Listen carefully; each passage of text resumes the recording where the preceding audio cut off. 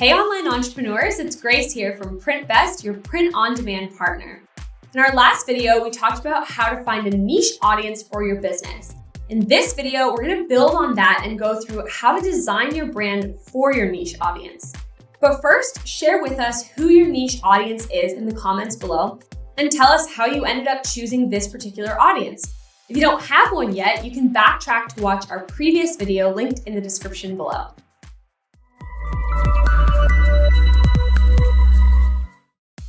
So let's get started on designing your brand.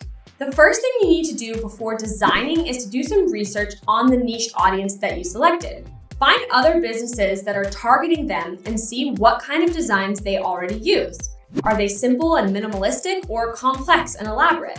Do they feature curved lines and organic shapes or straight lines and sharp edges? Look at the colors they're using and the combinations of how these colors interact. Are there gradients and textures? Similarly, look at their tone of voice when communicating. You can see this on their website, social media, and ads. Do they sound serious and professional? Do they sound fun and casual? Do they use a different kind of vocabulary to describe things? Some niches can have their own lingo, which they use to look for products. If you need an example, you'll notice that our website, printbest.com, uses a tone that empowers online entrepreneurs. That's why we use words like brand, merch, and profit. You should also be aware of how businesses communicate. How much text do they use? Do they prefer to communicate using images instead? What about videos? Together, these elements give you an idea of the look and feel that your audience is comfortable with. Then you need to ask yourself the big question: why? Why do their designs and text look the way they do? The reason will stem from your niche audience's needs. For example, a company that sells basketball apparel will likely have contrasting colors and dynamic lines to show the boldness and speed that basketball players want out of their performance. Meanwhile, businesses that sell souvenirs in cottage country will probably have more horizontal lines and earthy colors to capture the relaxation that their customers are looking for. Think about how you can apply these findings to your own brand and product designs. So now that we have some data about what's working, it's time to create designs for your own brand. Let's start with a name for your brand. This part is up to your own creativity, but here are 4 tips to get you started. 1, find a word related to your niche and relate it to the products that you're selling. 2, play with words to create a pun or an alliteration. 3, change letters in words like replacing the S with a Z. And 4, if none of those work, make up a completely new word. Brainstorm a list of potential names for your brand. Then go back to the research and see how many of those names have been taken by other businesses. Check if the name has a .com website or domain registrars like HostGator or GoDaddy. Keep in mind that if your dream domain name has already been taken, you can still get something similar by adding some words. For example, you can add words like apparel or store to the end of your brand's name to create a domain name that hasn't been taken yet. But if given the choice, opt for shorter domain names that are easy to remember. Once you find the name, buy the domain so that you have it secured. The next thing you need to do is a logo. A logo needs to be distinguishable and unique because it represents your brand. If you have the budget to hire a graphic designer or buy graphic design software, that's great. But for those of you who are starting off with limited resources, there are free logo making programs that you can use.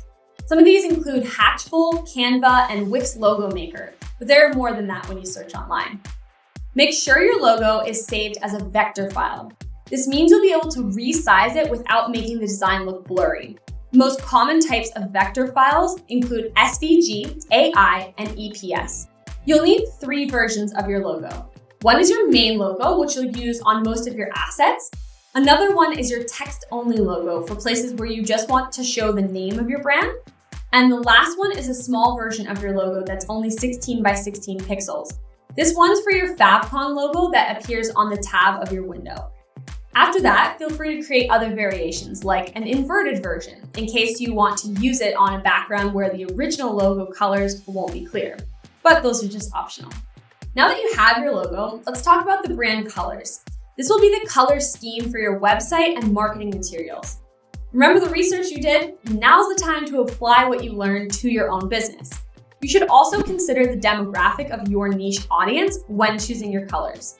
A website targeting stay-at-home moms might use more pastel colors, while a website for people who love hiking might feature more greens and browns.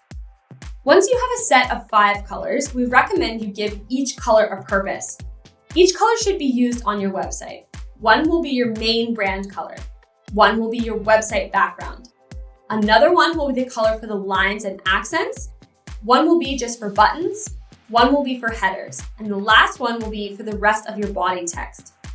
You may want to play around with the colors on your website to see what works. The same goes for the other materials like emails and ads.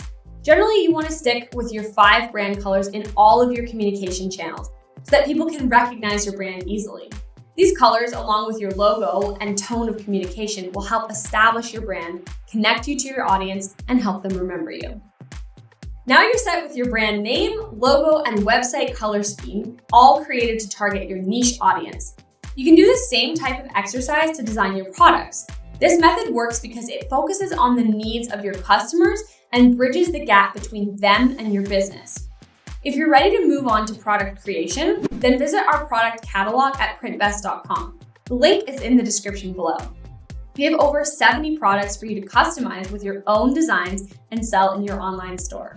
So what do you think? Did you find this video helpful? If so, give it a like and subscribe to the Printbest channel where we make videos to help you create and grow your online business. Good luck, thanks for joining us, and we'll see you next time.